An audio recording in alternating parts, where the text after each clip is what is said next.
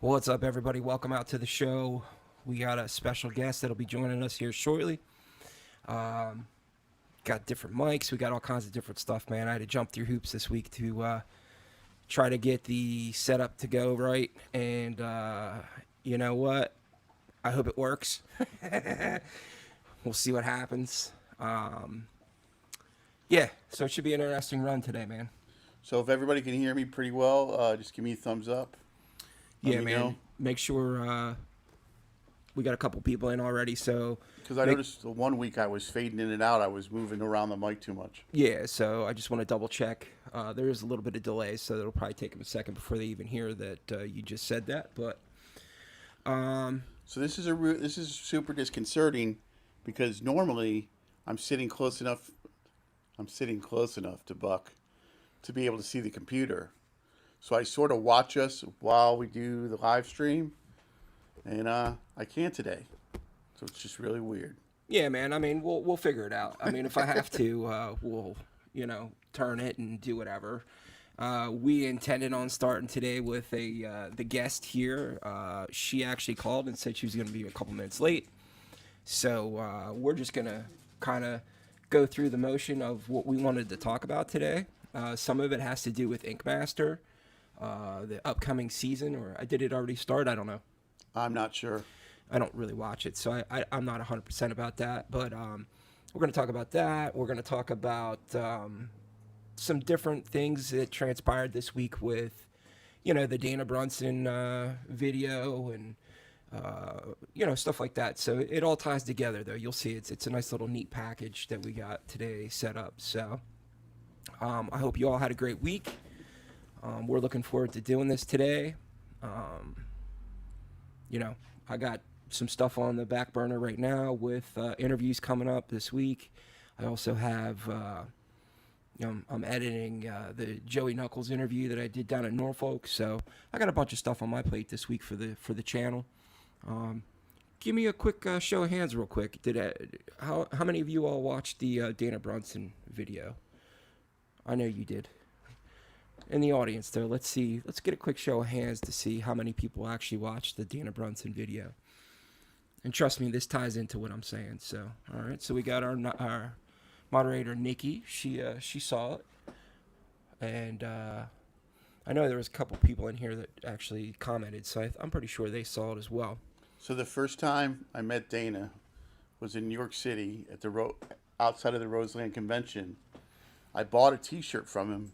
It is a really sweet T-shirt that had like a traditional chest piece, and then traditional tattoos on the sleeves.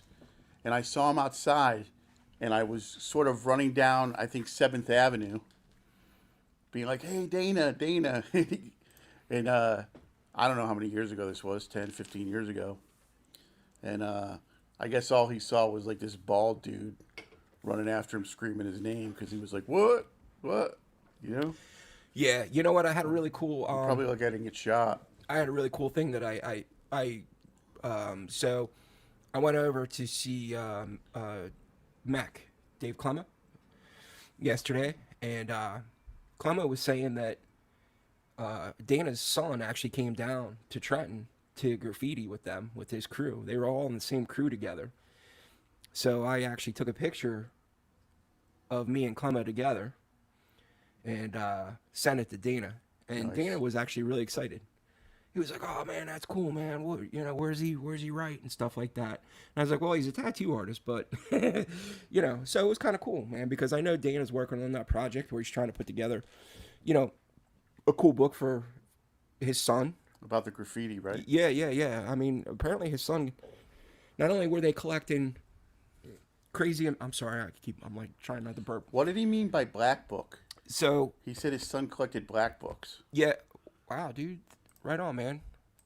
Chris Hawkins with So apparently back in the day, a lot of graffiti writers used to do like sketchbooks of their stuff that they were going to paint. Okay. And his son went and he collected a bunch of them, and he got some of the original, like the first guys that were writers in New York City. He bought their books, Nice. their sketchbooks. So they're putting something together where it's all of that collection into one big book. Now, I didn't think that there was a market for the graffiti thing, but apparently there is. Sorry, I'm fumbling all over the place. Because Clement had already had 2 books of his own put out of, crews that he did graffiti with and stuff like that. So it's a pretty big thing apparently. I mean, I know Grimy was a huge writer Yeah. before he started tattooing. Yeah. So Was it Koch that? It was Koch in New York, right? He was the one that really tried to put the kibosh on it. yeah, like back in the day, every Koch, subway kibosh. train in Manhattan, anywhere in New York, was just covered. I mean, there would be pieces that were cars long. Oh yeah. And Mayor Koch, like he made a big deal about it. He was like, "It's a crime. It's not art." And so you just don't see. I mean, you see people quick tagging, but you don't see that much writing on the trains anymore. Yeah. So I know here in Philly, they created the Anti-Graffiti Project, which it actually did kind of work. Did they give them walls? Yeah, so they give them walls and projects to do, so this way they're not just randomly tagging stuff. But obviously, there's people that are still doing that, so it's not like it's a done deal and it's not being done anymore. But no, I just thought it was really cool, man, to have that interaction and see Dana's response to it. He was like totally amped that I sent that, man. And So I Fat read Cracker said, "Yeah, Koch." Koch. I read this guy Noah Levine's book, right, Dharma Punks, and he said, he was talking about his life. He said for a little while he tagged all around Santa Cruz, and then he got clean and sober, was straightening his life out. He gets a call from the Santa Cruz Police Department, and they're like, "Hey man, can you come down to the station? We know you don't write anymore. Like, just got to sign a couple things, and it'll be chill or whatever." So he gets to the police station. They arrest him, and the next thing he knows, he's in a courtroom with like just huge examples of the graffiti that he did all over Santa Cruz, and they hit him for like thousands and thousands and thousands of dollars. But Yeah. when he was telling the story, he was like, they're like, "Hey guy, come on down, come on down for a minute." I just man, I always enjoyed seeing it, especially when I was really really young, like when rap first start. Man, I am stumbling bad. When rap first came out, I really thought that culture was amazing. You know what I mean? The rap music, the graffiti culture, the breakdancing. Yeah, hip hop, real hip hop. I mean, it was so I really enjoyed seeing graffiti. And then it got to the point where it was like, people scribbling all over the place and stuff. And that's when it kind of like lost its thing for me. But as far as artwork, man, I mean, I specifically went to the graffiti tunnel in London just to go, that was one of my stops when I was over there. So I really dig it, man. I think it's cool as hell. That's what the CS came out of. The CS that you see people mark their sheets with, and the people with the CS tattoos. So the reason why we're bringing this all up is Justin kind of had to talk me off the ledge this week a little bit because I was a little annoyed that the Dana. So the weirdest thing happened with the Dana episode for me. I got a crazy amount of subscribers off of that, but I didn't get a lot of views off of that. And it brought up a topic of discussion, which is we're going to kick around tonight, and which is why we're also going to have Ashley here as somebody that's a younger generation that doesn't maybe, think along the lines that Justin and I do. That's not the reason That's not the reason I want Ashley here. Well, whatever, man. There's 2 reasons I want Ashley here. Anyhow, the thing is that, I think that we are at a point right now where the interest in history of tattooing is just not there. It's not as relevant as I thought it was going to be. And, it's cool. What's up, Chad? Chad Mullins in the house. He's another creator. Does amazing work on... he said, "I don't have a thumbnail, just an FYI." Man. Yeah, dude. Because I was having issues tonight with trying to get some stuff squared away. I thought I fixed it, and apparently I did not. So I think part of it is a disregard for history But part of it is also the fact that younger tattooers view a guy like Dana like ancient history. Old history. Yeah, like ancient history. Right. So this brought up the discussion that Justin and I had where we talked about the Ink Master show. The OG show. Yeah, what's it, the OG versus the new? Right? Yeah. So we actually kind of took a dive into that and went, okay, well, wait a minute. The OG thing, what are we talking OG? Now, when Justin and I talk OG, we talk about 20 plus year guys. That to me is OG. And I said to Justin, I go, well, how many people are actually 20 plus years on this OG season of Ink Master? So there's 3 that are 20 plus. I think the team altogether is 8 people. And the 3 of them are 20 plus, and the majority of the rest are between 13 and 15 years. Okay. And so for a whole generation of tattooers, I mean, that's if it started before Ink Master or before Miami Ink, it just doesn't exist. So we want to preface this discussion with we don't think it's a bad thing. It's just what younger generation tattooers know. They only know what they know, and that's what when they got into the business or wanted to get into the business, that was the big thing that was relevant at the time that maybe got them excited to be a part of the tattoo culture. I don't think that way. I think more along the lines of, Here's Ashley and her 2 reasons that I wanted her to show up. Jesus. But yeah, so we got Ashley coming on. Me and Ashley have been friends, I think, for You don't have to lean into the mic, by the way. Me and Ashley have been friends for like 20 years, so I can say stuff like that in theory. Yeah. Jump on in. Hi, guys. Hi. Hello. So, what we're talking about is the impact right now. Folks, Ashley, the internet. Hello. The internet. Ashley. What we're talking about is the younger generation of tattooers that they consider OG to be like Miami Ink and Ink Master forward, where Justin and I, because we're old farts, think OG is 20 plus years. So, you being the younger generation, do you feel like that's an accurate representation? I would say it's probably it's hard to like really categorize because I feel like everyone has like such a different viewpoint Right. on styles and equipment and just like everything. So I know for myself, like when I think of OG, I think like just a particular style of tattoo. Okay. So more like American traditional. Traditional, for sure. For me, that's like my favorite because it's classic and timeless. Okay. It'll never go out of style. So therefore, I'll always be in style. So, yeah, I mean, hey, that's a good way to put it, right? So the funny thing about 20-year plus guys, because we had the discussion about whether or not I was a veteran, and I said I don't think I'm a veteran.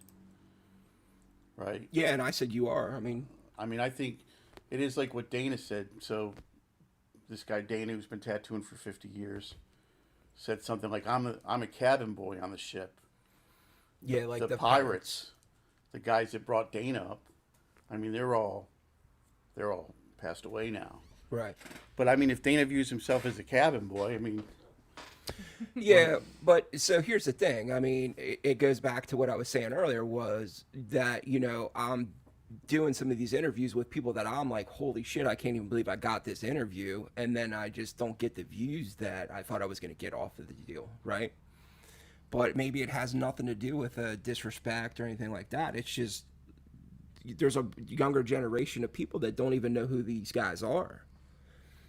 But it also turns into the discussion where Justin and I talked about this before, where you know, man, like, yeah, I gave an example before of me being in the music business and working with these younger bands, and those guys were like, oh man, Led Zeppelin sucks and the Doors suck and whatever. And I would always be like, dude, you don't understand, man, that these guys like built the foundation that you're standing on right now. And it kind of goes into the same thing with the tattoo artists of the old, you know, from Sutherland McDonald, Samuel O'Reilly, Charlie Wagner, like all those original OGs, I'm going to call them, to now. Because you can't disrespect them. And I'm not saying anyone ever did that, by the way. But to me, it's disrespectful that you don't recognize them. Does that make sense?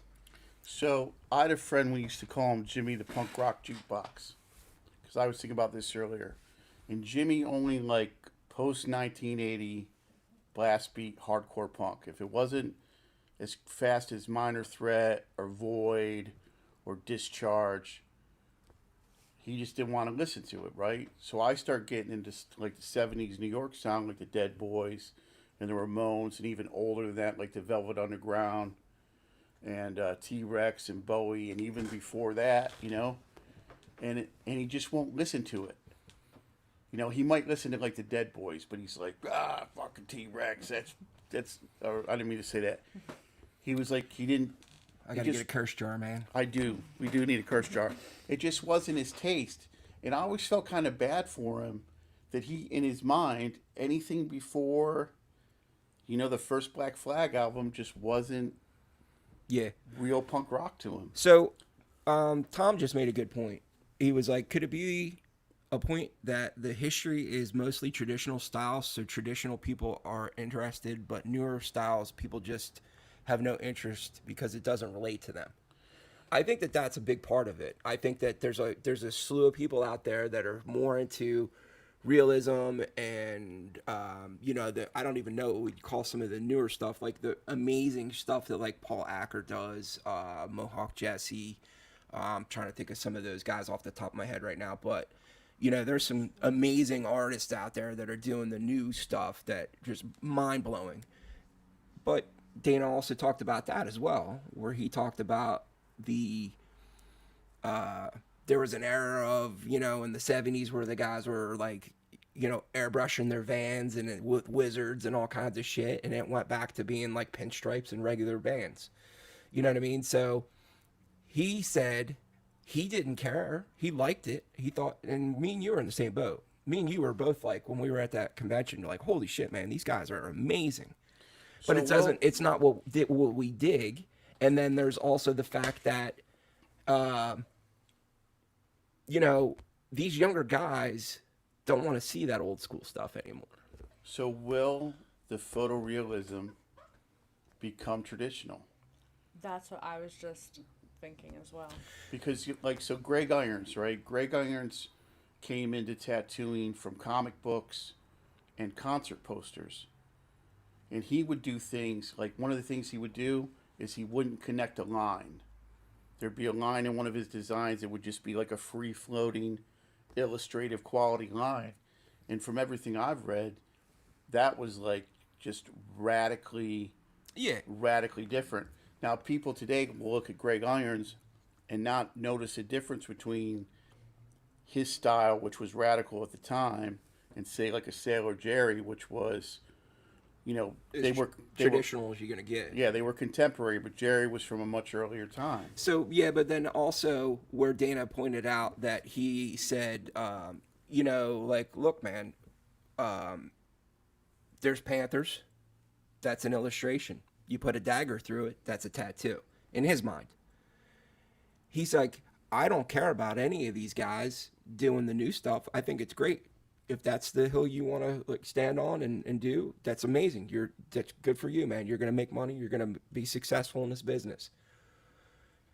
But don't have an attitude like your shit don't stink and you're breaking your arm, patting yourself on the back because you're not, you know, Rembrandt, dude. Right. So I've always had issue with that. You know what I mean? Like, if we're getting paid for our art, right? Like, when I think of art, I think of some guy, like, eating ramen noodles so he can pay for his oil painting. You know? some guy living in like shit conditions so he can buy his canvases. You know what I mean? I'm not doing that. I'm getting paid. I'm like I'm a graphic artist. And a lot of these guys, like they're not it's not art for art's sake. Yeah. They're making pretty substantial amounts of money. All right, so we're going to dive into this a little bit deeper, but I want to talk about Ashley while you're here. I mean, so when did you start getting tattooed? Oh, I knew this was going to be a question. I was actually 14 when I got my first tattoo. Okay. In some New York basement by some Puerto Rican guy that I don't even remember his name. Okay. That's where it all started for me. So we're going to keep going on you for a second, but this is another piece that Justin and I kicked around, right? Mm-hmm. So it's funny, you and me were both tattooed like that, and Buck never was. Okay. Yeah. No, but that's yes. Buck was always smart enough to go to shops. Where I'm going with that is, so we have a new generation of people that are getting tattooed. This is not to take a stab at you, by the way. A new generation of people that are getting tattooed that I can walk up to at a convention and be like, "Hey man, that's a badass tattoo. Where did you get that at?" And they're like, I don't know, some dude down the shore." Whereas I can name everybody that did a tattoo on me except one guy. So I think there's people that take stock in that, where they're like, they pay attention to everybody they went to. And then there's other people out there that are just like, you know what I'm saying? Mm-hmm. So that's where the other part of this comes into play. And that's not it happens. It does happen. But I think that the way the newer guys or people are coming up, I said guys, the way the newer people are coming into it, they're like, whatever, dude, I want the tattoo. I want that. It doesn't matter who the person was. Yeah, so... I'm not saying that you did that, but... I've been tattooed in basements, I've been tattooed in kitchens, I've been tattooed in motel rooms. You ever had anybody use a 40 bottle cap as an ink reservoir? Don't try that at home. It's a really bad idea. Tell you, just with the tattooing, is pretty wild, to be honest. Yeah, I mean, I think we all have some, like, I think you and I have it from a different perspective, and you even more so as an artist. But when Justin and I came in, it was like biker shops. I don't know if it needs to ever go back to that. But we also made it a point of saying one time where in this day and age, I feel like no matter where you go, everybody's like welcomed. The inclusivity is there. There's not really a need to be like, hey, we cater to X, Y, and Z.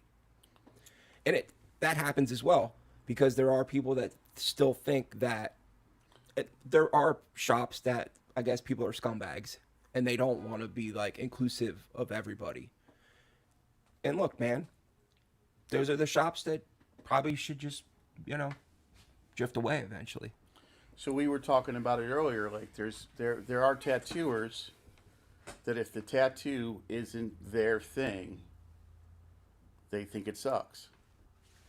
Right? It doesn't matter. Like, you get a guy who just looks down on traditional tattoo. He sees like a Mike Chambers tattoo, which is flawless. Right? And he's just going to be like, oh, that's no good. Not because of the quality of the tattoo, but just because of, like, I don't know, style. Being a snob. Yeah. Like I think it's a sign of tattoo maturity when people that are either getting tattooed or tattooing can say, yeah, that's not my bag, man, but that's really, it's cherry. Yeah. And that's kind of where I guess I'm patting ourselves on the back at this point, but that's kind of where you and I are. We're like, well, that's not really my thing, but it's fucking amazing. Right. Damn it. Right. And not only is it I always yell at you for cursing, and here I curse. Fat Cracker said, good point, Tom, regarding the recent history, but the real OGs, original gods, were cavemen. And even in today's standards, They were cavemen. Yeah, the real OGs think- are Polynesian and Japanese. I think Malone was probably a caveman. Yeah, he looked like one. Yeah, He definitely looked like one. So yeah, I mean, I think that Justin and I are going to always try to present both sides, no matter what, going forward with this thing, whatever we call this. Because I feel like if we can get to a point where both sides get to voice their opinion and everybody gets to comment in the chat or between us, or even if we don't have a special guest come on and I do good cop, bad cop thing with you and I pick a side, you pick a side, because what we want to do is we want to try to tear down this wall of the us against them thing. yeah, And that's nowhere. So this has already been happening with Justin and I for quite some time now, where we've started to try to kind of push that a little bit here and there, but I think we're really going to kick that into overdrive because I think everybody's got their right to their opinions on, what they think about hey man, I'm more into American traditional, I'm more realism, I'm more this, whatever. I'm a coil guy, I'm a pen guy. I have my own opinions about that. I think to me, it's a mental thing. I don't think it's accurate, but I think it's a mental thing for me. I feel like a pen is less painful. I don't know. Agreed. You want to look So cool, you want to talk about that real quick? You want to look cool. You want to be cool. That's all I'm saying. I mean, I've been tattooed With both? with both, and I would say the pen is definitely less painful for sure, but also the artist and wear on the body and what kind of tattoo, like these tattoos on my thighs, like they're they have like the traditional style, so they have the really thick outline, and they hurt, and they were done with a pen. Yeah, so I think that's a big factor, right? Like, I think that there's always going to be, heavy-handed people versus light-handed people, but I also feel like there's going to be the mental thing of not hearing the chatter Right. of the machine. Now, Well, I will think say, though, Baba did my leg down in Norfolk, and he was using a coil machine, and he had the lightest touch I've ever experienced getting a tattoo. So it's my understanding that the pens were originally created to do cosmetic work. Yeah, So around the face and the eyes. yeah.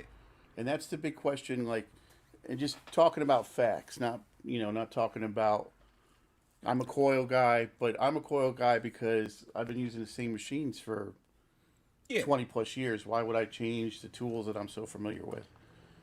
The question with, because they are lighter, what is the color saturation going to look like in a couple years? Like, that's a valid question with pens. Yeah. Because we don't know that yet. You know what I mean? Mm-hmm. Because they weren't made to For longevity. to drive the ink into the skin the way the coil machines do. I mean, there's discussions around that as far as even the styles of tattoos. I mean, there's people that talk about the fine line stuff, the micro tattoos. I mean, there's multiple areas where we could talk about that, where it's, is the longevity really there? Because it's not really proven. Yeah, so I mean, I have a piece on my chest from Julie Moon. Yeah. Julie worked at Dragon Moon in Baltimore. Like, her stuff, or her husband's stuff that she worked with at the time, was in the Spalding A to Z book. I mean, she was doing incredible work. She did an angel on my chest. It's gone. Mm. I mean, it is like Faded? 30, no, it's gone. Okay. It's like 34 years old. It's like I have a gray sort of spot on my chest now. But when she did it, it was soft and light and fine lined. And, and that's not taking anything away from her as a tattooer, because she had an incredible hand. So, Ashley, do you still have your first tattoo? I do. Yeah? You didn't cover it over? I did not cover it yet, but I'm definitely doing that. Okay. That's we talk about that a lot. I covered over my first. I hate my first tattoo, but it's for very personal reasons, and Okay. yeah. You want to say what it is? Oh, I don't mind. What is it? The personal reason? No, the tattoo. Oh. It's a butterfly. Okay. Yeah. I mean, that's not like It's something so that, cliche. yeah, but it's not something that I would be like, oh, Do you want to know what I'm going to cover it up with? yeah, A bigger, absolutely. A bigger 2 butterfly. cobra heads. Nice. Okay. And so you feel like your style that you drift to is more American traditional? Yeah. Okay. Yeah. I really, you see the tattoos of the sheep or the wolves with the sheep head on top of their head. I always thought Ashley should get a tattoo of like a wolf with a wolf's head. Not like a wolf in sheep's clothing, but like a worse wolf Right. in wolf's clothing. Okay. And then so do you normally go to the same tattoo artist, or is it So I've bounced around a little bit. More recently, I've been going to the same guy, but I've also been traveling more. And when I travel, I try to get a tattoo wherever I'm at. So Okay. my last tattoo was actually done in Brazil. Oh wow. That was I couldn't understand anything that the guy was saying. Him and my boyfriend were just conversing back and forth, and I was just like, Okay. cool. So did you do any research about the guy before you went, or you just were on vacation, you saw it and were like, bam, I'm getting it? Vacation and Google reviews, and Okay. that's what I went after was Google reviews. And Okay. also the shop, like we went into 2 different shops, and the first shop was the guy, like he was tattooing. We came in, he didn't even acknowledge us. We looked around, and then finally, like, he stopped and was just like, what's up? Except in Portuguese. And so then, we looked a little, and then we went to another shop, and they were very interactive, very polite, and more open, I guess. So that's like a big factor for me, like going into a shop. And there's been so many times I've gone into a shop and people just like, it's almost like they like look down on you, almost like they think that they're so cool, and you're just like, shut up. Yeah, but you know what? I think that you as a consumer saying that right now is stuff that some maybe tattoo artists need to hear. Mm-hmm. Because there you go. That's a perfect example of, you're so caught up in your own little thing that you got going on that you're not even paying attention to your customers. So essentially that person lost a customer. Yeah. And you know what's crazy too is like I've noticed now the age of like walk-ins is really dying out. So Not at Endsville. Not at Endsville. Did you wake up this morning and decide you wanted to get tattooed today? I mean, I think there's still some decent walk-in shops around. But yeah, you're right. I think a lot of people are caught up in the whole schedule game. and with social media, it's like it's Yeah. so easily accessible to I don't- communicate that way. You know what? And I've For talked this generation, I should say. I've talked to a lot of different tattoo artists though, and a majority of the people that I've talked to don't get the whole, hey, I'm booked out till next year or December, like that whole thing. Yeah. I mean, I don't know many working tattooers, like 6-day-a-week tattooers. I know a bunch of and hey, more power to them, man. If they can pick and choose what they want to do, and they can tattoo 3 or 4 days a week for 8 hours at a shop, more power to them. But those are the guys that tend to be booked out further. yeah. So Fat Cracker just said total cool guy syndrome with so many tattooers. Let's give some shout outs to some of 1 our second. folks. Shout out to Jersey Dave. Yeah. Jersey Dave. So we got a couple people hanging out with us tonight. We got Tom, Chris Hawkins, Bill O'Connell, Sarah's in the house, OG Sarah. Lowe's is in. Drag's in, hanging out in Spain. Chad Mullins is hanging out over in, I think he's in either China or Japan. Nice. Gary Bradshaw's in the house. What's up, Gary? And who else? Nikki, our moderator. Fat Cracker, as always. Micah Stone in the house. So we got a couple people hanging out with. I know I keep saying in the house, dude. It's from DJing at a strip club back in the day. I can't get away from it, man. Sorry. Yeah, like any second, I expect Buck to be like, and next down the spiral staircase, Cinnamon, welcome to the stage. Jasmine, 2 away. Right? Crystal to the couch room. Anyhow, let's get away from that subject before I get banned on YouTube. Cool. So do you have anything like lined up that, hey, what if you're out there watching, can you quick like and share so it'll push it out to some more people? Do you have anything lined up that you want to get next? So, Other than that cover up? yeah. I was actually thinking my next one would probably be on my butt cheek. Okay. So I actually don't have my arms done, surprisingly. Like, I have everywhere else except for my arms. So do you have a job where you gotta kind of cover your So I did.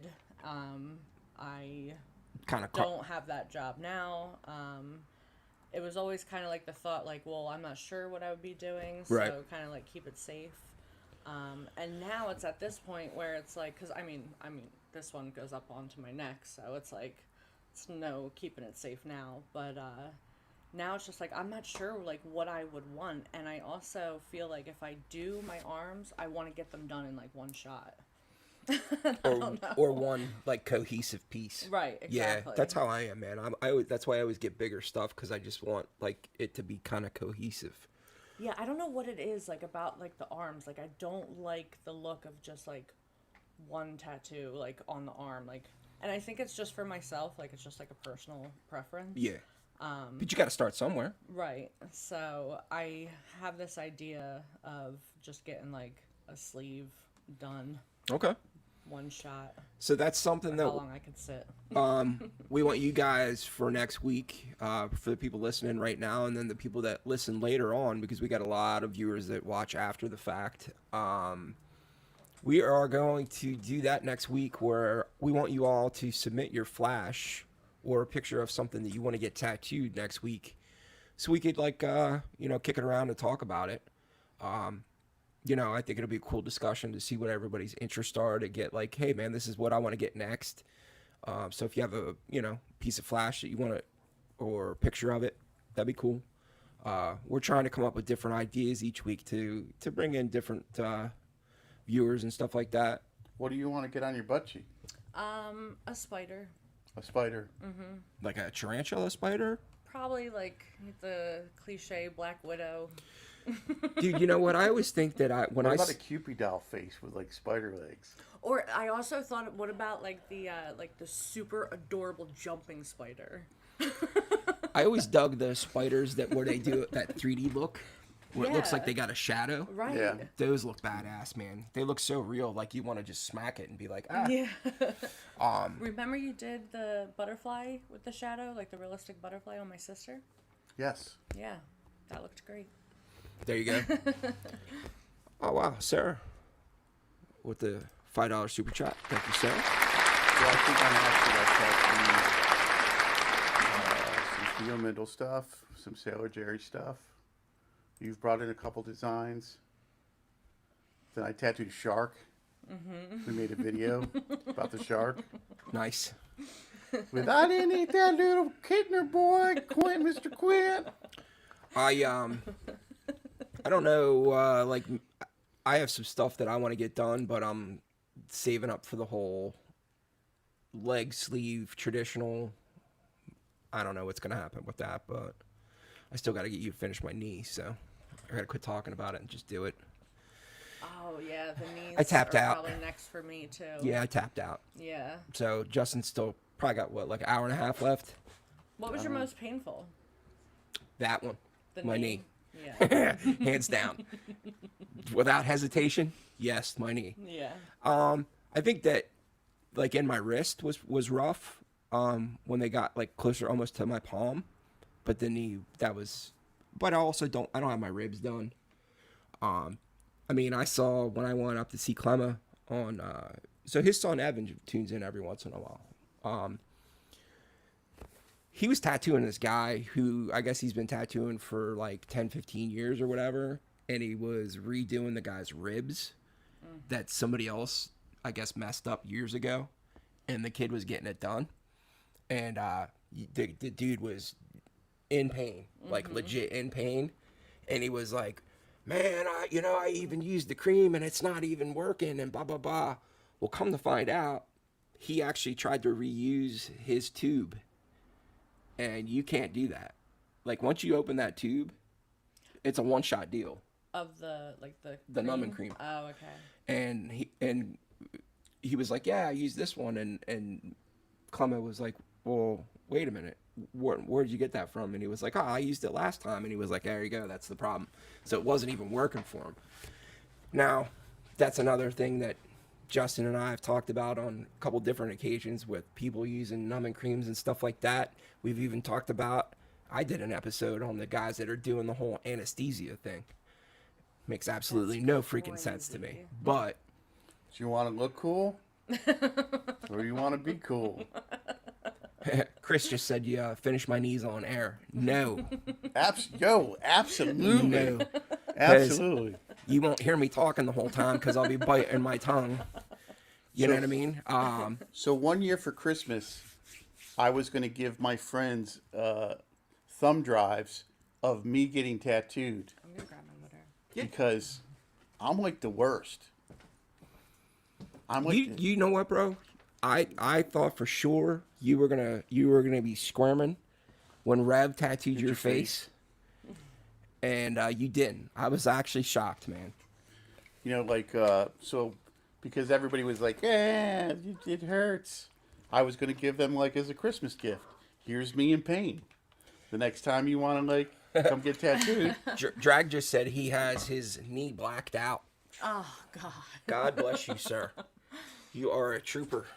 So I did my own knees, but I did use, like, the only time I've used numbing cream is when I did my own knees. And yeah, but that's you're tattooing yourself, dude. Yeah. You know what I mean? Like, I don't even know how you would tattoo yourself to begin with. I think I would flinch, like, the minute that it hit the skin. It's hard to inflict that, like, pain on yourself. I know this. I wax myself, and it's terrible. Okay. That's a whole level of... You don't have, like, a big Russian lady from South Philly that waxes you? No, it's me. Lay on table. Me in all sorts of kinds of twisted maneuvers, positions, out of breath, sweating. Nice. So Tom just said he got his elbows done last Tuesday. Honestly, not that bad. It's different for everyone, I guess. And so literally Justin did my elbow, and I was talking on the phone. It didn't even bother me. And I've heard people complain about their elbows. So I don't know. I truly do think that it is different for everybody. I think when you see these posts where it's like, oh, this is the worst place to get a tattoo, yeah. I don't put any stock in those because I really don't feel like it's the same for everybody. Something I experienced that was new for me was like I've had tattoos where like it hurts while you're getting it done, right? Mm-hmm. Like Justin did a piece on my midriff, yeah. Like, and during like that entire thing, I could hardly sit still. I mean, there could have been other reasons for that, but it was so painful. It was terrible. And then I had this chest piece done not that long ago. And which looks amazing, by the way. Thank you. Totally tolerable. Sat for it. Last 20 minutes, I was starting to flinch. But it wasn't until afterwards. I walked out of the shop, sat in my car, and I was like frozen. I was stiff. I couldn't move. Yeah. I literally had to go home, had to help, someone had to help me get into my front door. I had to lay down, like I was... So you got the tattoo flu. It was terrible. Mm-hmm. It was terrible. I've never experienced that before. So I saw an Instagram reel the other day, a guy had been getting some large-scale Japanese work, like on his lower back, in the upper part of his ass cheek. And you could see in the video that his body was like twitching. Like, Yeah. So that's what happened with me. as like a pain response. So Justin was tattooing my knee. It was bearable, but all of a sudden my kneecap literally started going pop, pop, pop, pop, pop, pop, pop. Yep. And I was like, bro, that's not me. You know what I mean? And we got to a point where I was like kind of leaning on my own leg Yep. to stop my leg from bouncing. The twitches. Now this is another weird thing though is I do have like this crazy nerve damage from getting hit on my Harley. So my back has been jacked up. I've had two back surgeries, and I have this weird nerve that goes down my leg that some days is excruciating and some days it's like So I don't know if that had anything to do with it, with that like pain response to that. Yeah. It just was weird because I've never had to tap out on a tattoo. Yeah. And I mean, I've done, when I got my left arm done, I mean, it was 30 hours. So I was there, I did, I think like a couple 5-hour sessions, a couple 6-hour sessions, and I had no problem. So I don't know. I think too, certain parts of the body, like you were saying, the guy was getting his butt cheek done. For some reason, when you're getting that done, like I have like a little tattoo there, and it's like automatically like you're just like this twitch, like in like muscles, like it just happens. Same thing happened with my shin, and I could feel it about to happen, and I was about to kick the tattoo artist, and I somehow redirected it with my brain and like brought it back up into my body and was like Yeah. Well, that's the other thing too, man, is like you're always worried about that, right? And that's when I was worried about him with my knee, was like I was like, I don't want to, like, you know what I mean? yeah, you don't want to mess it up. You And don't then wanna him go "Whoop," Right. and then you're like, ah, fuck. I did that. It needs some black shading. Yeah. So Fat Cracker's busting your stones, by the way. He said heart surgeon said to his patient, you can't be anesthetized, no pain, no gain.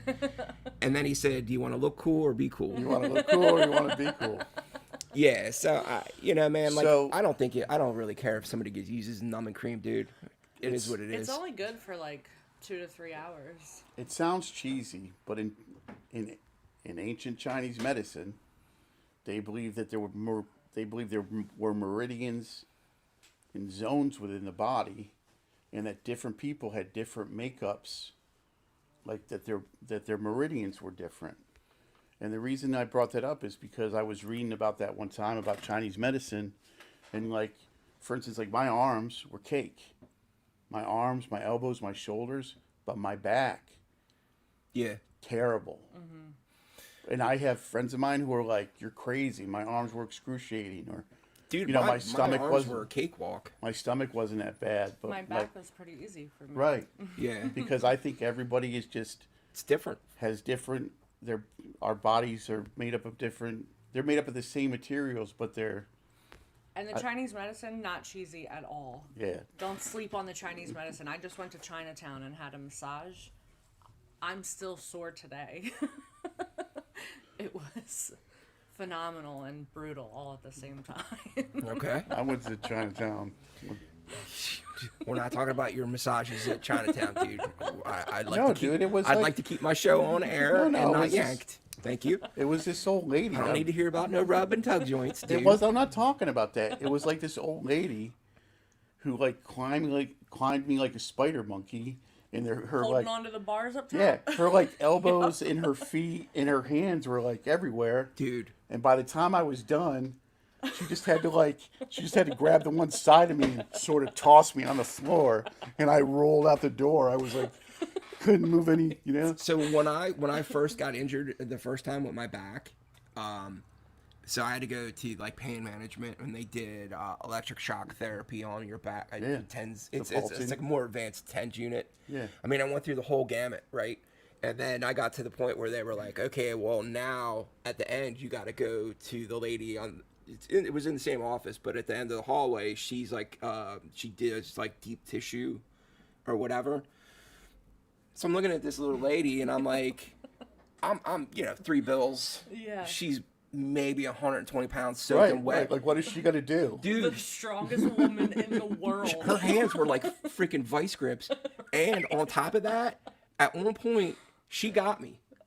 And I turned like this, and she had her elbow in my ass cheek and was going, like, on my sciatic nerve, dude. My whole leg was going. I thought I was going to piss my pants.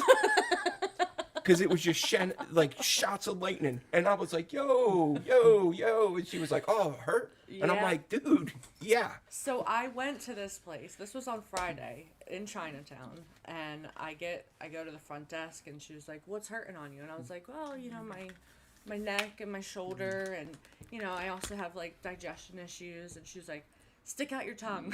I was like, "Okay." And she's like, looking at me, like looking at my tongue, and she was like, "Okay," and like she knew exactly what to do. Crazy. And let me tell you, the pressure points behind the knees. Oh my God. Yeah. Oh God, brutal. So I never felt better though. so here you go, though. That's the thing, right? That goes right back to what we were saying is I think everybody has different spots on their body that are like, Absolutely. I mean, I saw somebody get their head tattooed. My man didn't even flinch. Now, I got a buddy of mine who did a couple of my tattoos that tried getting flames put on his head. He didn't even make it through the outline. So now he's walking around with like a half-ass wonky flames on his head because he tapped out. And I was like, I can't even fathom what the top... just so everybody knows, if my channel ever does blow up and I become like... so I don't have to work, I will get my head tattooed. You book it right now. Also, Definitely. I know for women, with like pain levels and stuff, it also revolves around the cycle. And that's never a good time. Nice. Well, nothing for nothing, but anyone. I'm a firm believer that women handle pain 1,000 times better than men because you're 100%. equipped for that excruciating, whether you have kids or not, physically your body is built for that. And I think that does something to you guys that makes you be able to endure incredible amounts of pain where a normal dude would be like, buckle. Right. You know what I mean? So part of the thing when I was first getting into it, I was super fascinated with guys who would do suspensions. Right? Because... Man, that shit skeeves me out, dude. That and midgets. Right. I was super yeah. You know what Buck loves? Buck loves... Yeah, you dick. Now that I'm thinking about it, now because he keeps sending me this shit, it's on my feed. So now I can't even get away from it because you're sending it to me, and it shows up on my feed. Especially like that one little creepy dude, the one really creepy one. Dude. But anyways, so my friends and I were interested in the idea of being in enough pain to where it could alter your perception. I mean, it sounds sort of corny, but That it's was like the whole point of that black project that we did, right? like a runner's high, or when people come out of the gym from pushing all kinds of weight and they're... Yeah, you're gassed when you're Right. gassed, but you're like, yeah, you feel amazing when you walk out of the gym. Not that I've been to the gym in quite some time, but I think it's the same with BDSM. I'm being dead serious. Okay. yeah, it is. I mean, that's the whole point of it, right? I mean, there's a special group of people that's their thing. That's what they enjoy. So when I was getting tattooed, I would practice like really specific breathing patterns. Yep. And Yeah. there were times where like things would get like a little Weird. weird. I know when I sit down to get tattooed for the first 5-10 minutes before the endorphins and stuff kick in and you get kind of used to it, I will make a point of I'll breathe in my nose, out my mouth, and just kind of close my eyes. And then I can carry a conversation on later. But like for that first couple minutes, man, I'm like, and it's just a matter of focusing it away. And I guess it's where I think if I don't think about it, it'll go away. And then it does. And then you're like, oh, see, it worked. Which might be complete bullshit. But in my mind, that's what I think. And then one time I was getting tattooed by this tattoo artist I had a crush on. Our moderator, Nikki, said a little pain with your pleasure. Nice.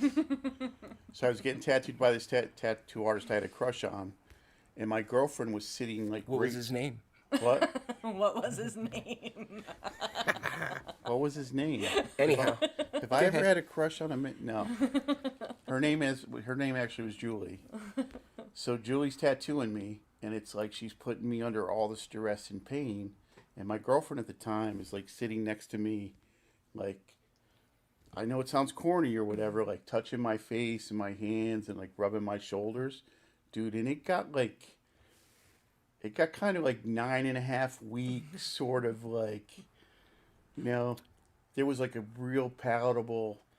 I just had the most inappropriate thought in my head, and I was gonna say it, and I'm like, I can't get yanked off the air. Dude. Right. There was like this super, like, erotic sexual energy going on. That this one woman who I was infatuated with was hurting me, while the woman that I was in love with was like relieving me of that pain. So this took a whole different turn.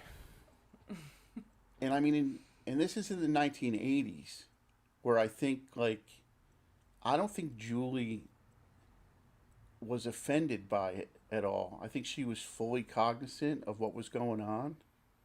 And I don't think she was married and stuff, but I don't know how to say it. Like, she just accepted that was what was happening. Tobias? So yeah, that was a weird experience, but getting tattooed. Nice. What's going on, Tobias? Did somebody just make a wise? No. He said I totally forgot it was Sunday. Yeah. So that was an early tattoo experience. Yeah, I mean, I think that there's been times where no matter what I did, I couldn't sit through it, and other times that I mean, you toughed it out, obviously, but then there's other times where it was like I felt like I could fall asleep. Mm-hmm. Do you like when you get tattooed by people you find attractive? Yeah. Does that add like a thing for you? I think I like doing anything with someone I find attractive. But you know what I mean. Because of the pain. Yeah. Yes, and because of the type of person I am. Okay. It's all good, Tobias. Don't worry about it. He said, "I was sorry for joining late." It's all good, man. We appreciate you stopping by. And it was like it was like super personal as well. Like, I don't think it's not like I came out of the tattoo room and was like, "Guess what just fucking happened, guys?" You know, it was like there was like an intimacy. See, you get cool experiences like that, and I get tattooed for 5 hours, and I got to listen to some dude rattling on about conspiracy The theory lizard shit, people. tinfoil hats, and all kinds of nonsense, dude. So when I had my chest done, I was doing the breathing techniques, and it got to this point where I felt like I started fading out, and like kind of drifting off into somewhere else. Have you ever gotten to the point where you felt like you were ready to fall asleep? That's what I felt like I was like coming to. Okay. Like as I was getting my chest done. What about you? Yeah, when I at one point I had really bad untreated sleep apnea, and so when I was getting part of my arm done, I was dozing. Okay. So, have you ever seen that old picture from the British newspaper of the British aristocrat? He's getting tattooed in Japan, and there's the geisha, and he's smoking opium, and the guy is like, you know, he's the old Japanese guy's tattooing him. Okay. I mean, I think that maybe at one point that's what being tattooed was like. You know, you had your head in somebody's lap, and you know, it was like a whole it was experience. a whole Experience. ritual, Yeah. a ritual. Not that I'm saying you should smoke opium, kids. Yeah. But Say no. you know, Just say no to opium. so down in Norfolk there was the girl that was doing the poke tattoos, and Dana actually talked about that, and I had brought up that I think it was at the Philly convention that there was one of the Japanese guys was there, but he was doing so it's a tabori is tap, and then what's the poke? I can't remember what the poke is called. One is tabori and one is irizumi. Yeah, okay. So he was actually doing the tap, and he was doing amazing work. And there was Or maybe tabori is like the Japanese have the long needles that they push like this. okay. The tapping is typically Polynesian. I don't know if the Japanese. So maybe he was doing either way, I just remember asking the handler that was with him that spoke English, that was able to translate back and forth. I kind of questioned whether, I was like, man, does it hurt more or whatever? And they laughed and they were like, you're tattooed. And I'm like, yeah, but to me, it just seems like it's a different type of pain. You mean like when you see the skin Yeah, yeah. pushing sideways? But Dana said when he got it done, he felt as though it didn't hurt as bad. Huh. So I'm curious. I mean, does that fall under the same category of, people you say their elbows hurt and then other people say they don't. So it could be the same type of situation, right? Like you can't really take somebody's word that it doesn't hurt, because you don't know until you experience it yourself. And everyone is so different and handles pain differently. Yeah. Especially like, with different like cultures, and I feel like that particular culture has a high pain tolerance, considering the things that Yeah. they're into. So Fat Cracker squared it away for us. The tapping is tatua, maybe? Tatao. Tatao. And then tabori is the hand poke. So I was talking to Stanley Moskowitz one time, and he said a huge difference between tattooing now and tattooing when he started under the train on the Bowery is that no man that he was tattooing ever would say it hurt. I caught myself. Yeah. Yeah. Thank you. That they just would not. Yeah. They weren't Different generation. They of weren't dudes. built like that. Yeah. I mean, there's no greater generation than the World War II generation. Those guys were pure badasses. And I think too, like, when I'm tattooing somebody, like I want them to feel relaxed, and I want them to feel comfortable, and I want to feel.